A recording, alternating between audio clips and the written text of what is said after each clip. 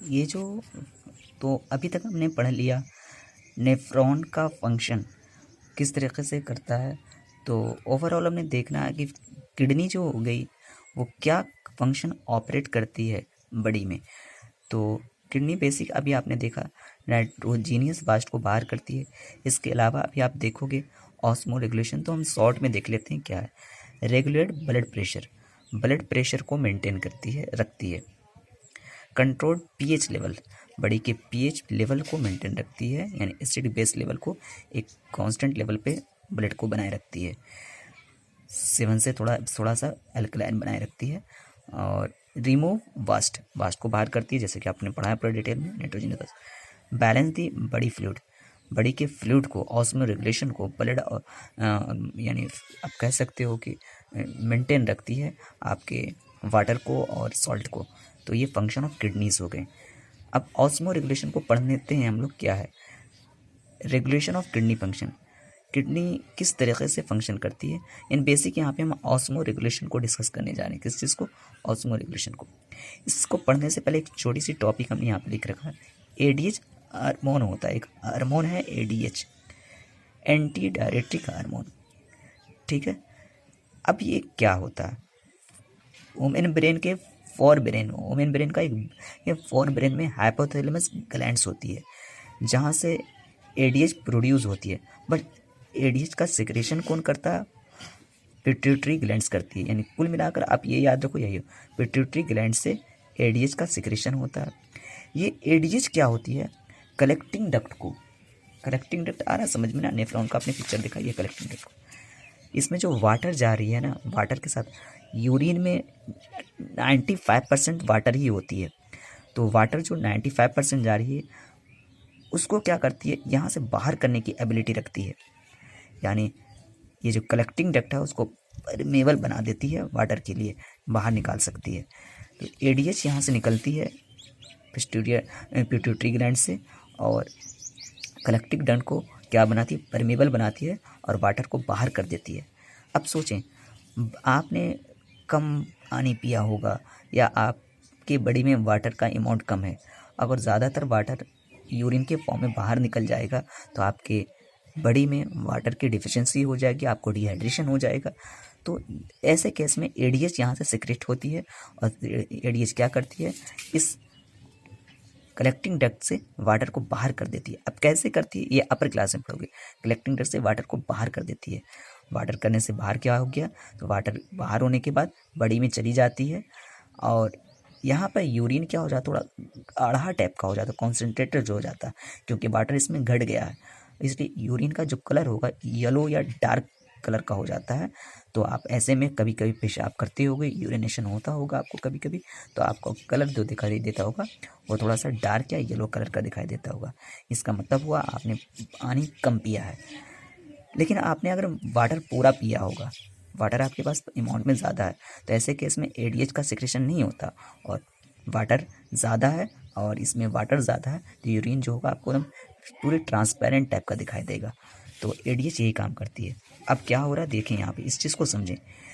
The process of maintaining the water and salt level in the body is called osmo regulation. Body के अंदर में water और salt को regulate किए रखना, घटना नहीं चाहिए, जितनी ज़रूरत है उतनी रहनी चाहिए। इस चीज़ को कहा जाता है ऑस्मो रेगुलेशन। और एक्चुअल में ये फंक्शन कौन परफॉर्म कर रही है? तो किडनी कर रही है। Osmo regulation perform by kidney.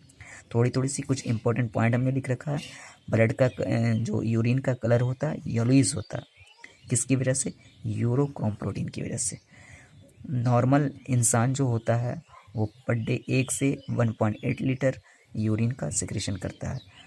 तीसरी चीज़ हमने यहाँ पे लिख रहा है कि जो आप यूरिन निकालते हो उसमें 95% तो वाटर होता है और जो 5% बच गया उसमें मेजर अमाउंट में यूरिया होता। उसके अलावा कुछ एनोड कंपोनेंट में कुछ और भी चीज़ होते हैं, लेकिन 95% वाटर और फिर यूरिया होता है बाकी। यूरिन का बाहर निकलना यूरिनेशन या म्यूटिलेशन कहलाता है। ठीक है। अब मेन टॉपिक पे आते हैं। हीमोडायलिसिस, आर्टिफिशियल किडनी कहा जाता है। अब होता क्या है, किसी इंसान के पास 2 किडनी है। अगर एक किडनी परफॉर्म नहीं कर रही तो दूसरी किडनी पूरी तरह से काम कर रही है तो कोई दिक्कत नहीं है। लेकिन अगर दोनों किडनी में किसी तरह की एबनॉर्मलिटी आ गई, किसी तरह की एबनॉर्मलिटी आने से क्या होगा, किडनी उतनी अच्छी तरीके से क्या हो रही है, टॉक्सिक चीज़ों को बाहर नहीं निकाल पा रही है। तो ऐसे चीज़ों में बड़ी को बहुत तरह के डिजीज़ से होने की पॉसिबिलिटी होती है और कभी कभी किडनी फेलियर भी हो जाता है। तो ऐसे केस में पेशेंट को आर्टिफिशियल किडनी, जिसको हम हीमोडायलिसिस कहते हैं, पर रखा जाता है। एक्चुअल में एक मशीन होती है, मशीन में होती है क्या चीज़, बहुत सारे यहाँ पे आपको सेमी परमेबल मेम्ब्रेन होते हैं जो क्या करते हैं, आप यहाँ पे पेशेंट को लिटा दिया जाता है और उसकी नस से, आर्टरी से ब्लड को इसमें भेजा जाता है। अब इसमें क्या क्या है बताओ, ब्लड के साथ साथ कुछ टॉक्सिक चीज़ भी है। यहाँ पे परमेबल होता है, सेलेक्टिव परमेबिलिटी का काम होता है, और जो वास्ट चीज़ है, नाइट्रोजीनियस वास्ट, वो यहाँ पर आ जाती है, यूरिया वगैरह दिखाया है यहाँ पे हमने, बिल्कुल सिंपल तरीके से समझाया है, हालांकि इसका पिक्चर बहुत कॉम्प्लिकेटेड होता है। और दूसरी चीज़, जो प्योर ब्लड है वो इस पार्ट से होकर चली जाती है।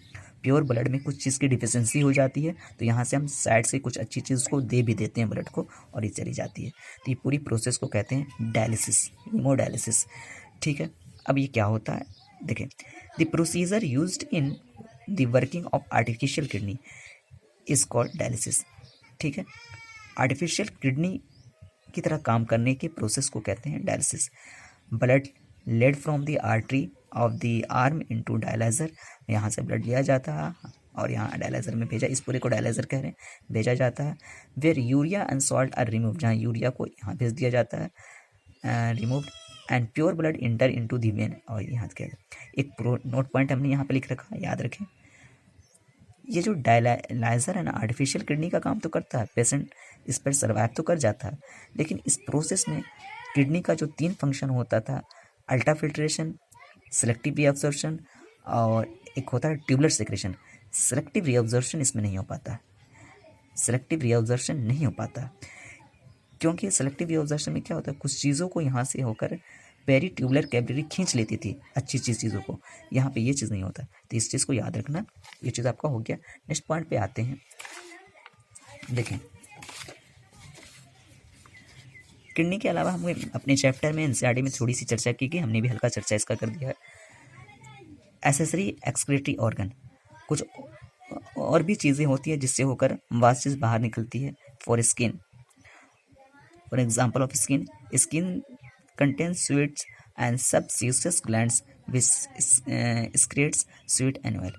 स्किन में बहुत सारे स्वीट ग्लैंड्स होते हैं और सबक्यूसियस ग्लैंड होते हैं जिससे होकर वाटर यानी सॉल्ट और ऑयल बाहर निकलते रहते हैं, यानी आप कह सकते हो इन शॉर्ट पसीने का बाहर निकलना। ठीक है, जो हम लोग को निकलता है, तो ये भी क्या करती है, स्किन भी एक तरह की एक्सक्रीटरी ऑर्गन का काम कर रही है।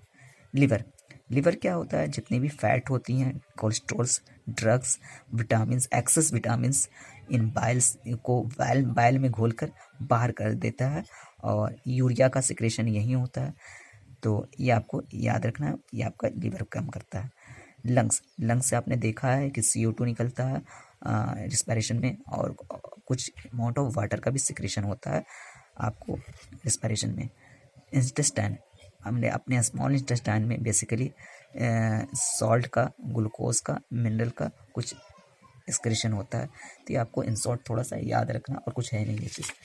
तो ये आपने देख लिया, और लास्ट पॉइंट हमने थोड़ा सा चर्चा कर लेना है, एनसीईआरटी ने हल्का सा चर्चा किया, एक्सक्रीशन इन प्लांट्स।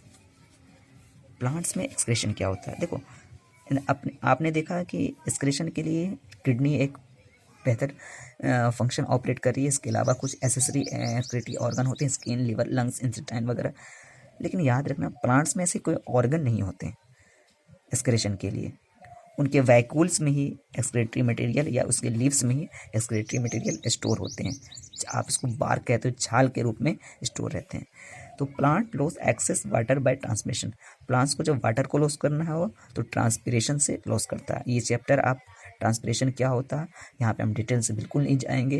ट्रांसपिरेशन आपका एक टॉपिक है जो आपको ट्रांसपोर्टेशन वाले चैप्टर में आपको पढ़ाया गया है, अब वहाँ से मेरी वीडियो को देख सकते हैं। Oxygen also liberate in day as excretory waste, oxygen भी फोटोसिंथेसिस जब होता है तो एक्सक्रीटरी, प्लांट्स के लिए वो एक्सक्रीटरी वास्ट ही है, बाहर निकालता है। कुछ प्लांट्स ऐसे होते हैं जो गम्स गोंद जिसको कहते हैं सेल वॉल से निकालते हैं के फॉर्म में निकालते हैं। सेल वॉल जब डेड हो जाती है, सेल वॉल के फॉर्म में गम जो होता है उसका सेल वॉल ही होता है। कुछ तेल को निकालते हैं, रेजिन कह सकते हो। लैक्टस होता है, टेनिन होता है, क्यूनाइन होता है जिसको हम मलेरिया के में डिजीज़ में इसका यूज़ किया जाता है। ये सब एक्सक्रीटरी चीज़ है, तो आपको ये चीज़ शॉर्ट याद रखना है। बस हो गया। मेन आपका था किडनी और नेफ्रॉन, ये आपका मेन एक्सक्रीशन टॉपिक था जो एग्ज़ाम में बनता है।